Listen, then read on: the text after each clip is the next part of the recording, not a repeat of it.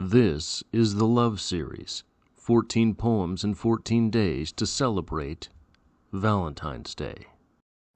What we have today might not be the best Langston Hughes poem. In fact, I probably wouldn't put it in the top 10 Langston Hughes poems, but it might be one of the best examples of a Langston Hughes poem.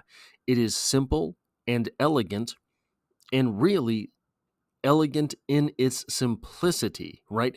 Those two things don't have to go hand in hand, but when they find synergy, they make for art that is truly transcendent. And I think that is kind of what Langston Hughes is best at doing. But also, there are tangible metaphors in this poem that really, whether you're looking at this poem on the level of metaphor or not, the poem is enjoyable to read, but once you dig into the metaphor itself, the poem becomes multi-dimensionary, multivalent. And if you can do all of those things in just a few words like we have here, it is really what it is that is preached about to basically writers since this era of literature. You think of Langston Hughes, you're talking about kind of the same movement, kind of the same time period from which you get Ernest Hemingway, for example, who had extremely parsed language. But you could, once you dug into the metaphors of Ernest Hemingway in the same way that you dig into the metaphors of Langston Hughes, the literature becomes so much deeper than just the words on the page. And there are a lot of people who use that as a working definition of poetry. If you can summarize the piece and its entire meaning in fewer words than the piece of art itself, it does not qualify as poetry. Very interesting definition of poetry. Maybe not the easiest working definition of poetry from a literary criticism side, but something that I think does suffice largely. Welcome to Strip Coverlet, where we squeeze the bigger picture out of literature. I'm Adrian Fort, and we're here for another poetry discussion, which will appear in two separate playlists here on the channel. Number one being the poetry discussion playlist, approaching 650 videos strong, but number two being the Love Series here on the channel, 14 poems in 14 days, delving into different types of love. The poem today, Love Song for Lucinda by Langston Hughes, and it reads as such. Love is a ripe plum growing on a purple tree. Taste it once, and the spell of its enchantment will never let you be. Love is a bright star glowing in far southern skies. Look too hard, and its burning flame will always hurt your eyes. Love is a high mountain, stark in a windy sky. If you would never lose your breath, if you would never lose your breath, do not climb too high. Even with the simple poems, I'm going to screw up at least once, right? But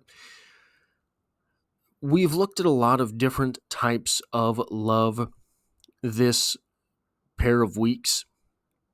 We'll look at a few more as we go forward.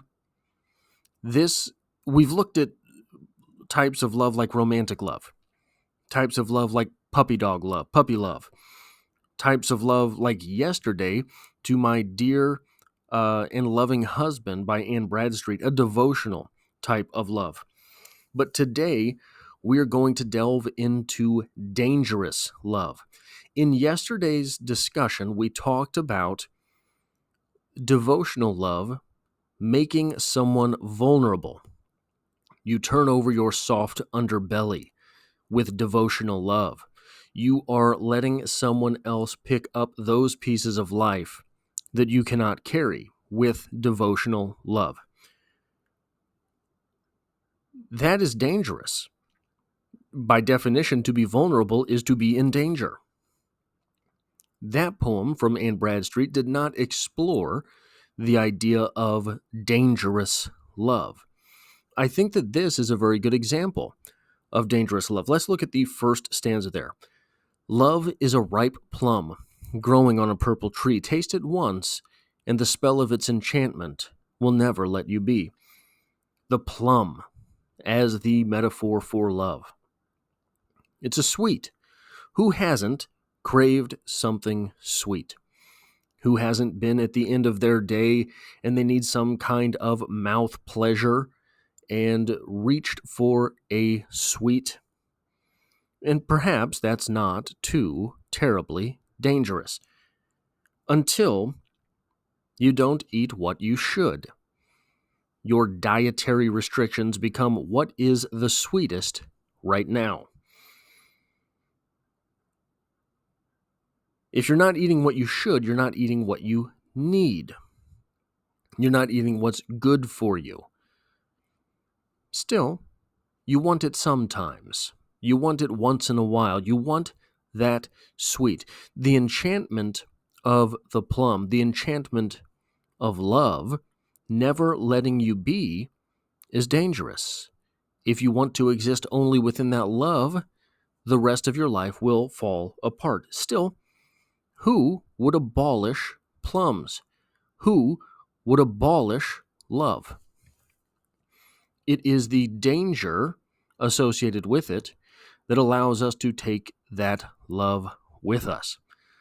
The second stanza here, love is a bright star glowing in far southern skies. Look too hard and its burning flame will always hurt your eyes. The stars, who doesn't enjoy their twinkle, their light, their heat? The sun is itself a star, and you don't want to stare at it, do you? You want it in your day, but you don't want to stare at it. You want it in your day, you do not want it in your night. You do not want it when you have to sleep. As someone who has worked overnights for 7 years, I can tell you that. Still, the poem does not say the sun, it says a star. We are led to believe that the star is a nighttime star. That being a sun that is very, very far away. How bright would a nighttime star have to be to burn your eyes? How bright would that nighttime intensity have to be dangerous in that way? The speaker here is telling us that much is true of the star of love. Love itself is dangerous in this way. Only looking at the beloved, only having a mind for the beloved, only seeking that warmth in your life, that twinkle in your life, can be dangerous. You're vulnerable to that person. Still, who would snuff out the stars? Who would want their light to be gone? Sort of along this same vein, the stars are there for everyone. We've explored a little bit of the idea of possessive love during this series. I think Love Song by Rainier Maria Rilke was one of those poems. It's hard for me to keep them all straight now, but that type of possessive love is not something which is expressed through this poem. This poem is about the comfort of the beloved and the danger to being exposed only to the beloved. Then the final stanza here. Love is a high mountain, stark in a windy sky. If you would never lose your breath, do not climb too high. Do not be embroiled only in your love. The mountains are beautiful, yes, but they are dangerous. If you climb them, you can fall. If you are merely around them, they can tumble upon you. They can collapse. Even if you climb the mountain successfully, still they are dangerous. You are exposed at the top of the mountain. Very cold. There is a lack of shelter. There is a lack of oxygen itself. If you would never lose your breath, do not climb too high. Even the mountain itself, conquering the mountain, conquering love can be dangerous. Conquering love, climbing to its very heights, can expose you, can leave you vulnerable, especially if you are not used to it. Still, who would want to tear down the mountains? This idea of love as being both beautiful, both fulfilling, but also dangerous is the idea of love that we get here from Langston Hughes in Love Song to Lucinda. That is all I have for this poetry discussion. If you like or appreciate what it is that I do here, hitting the like button really does help me out, as it tells YouTube to share this video with other literature lovers. If you find yourself here by chance but not design, literature is the only thing I talk about on this channel, dropping multiple videos every single week. There's poetry every Monday, and I hope to have you back for the next one.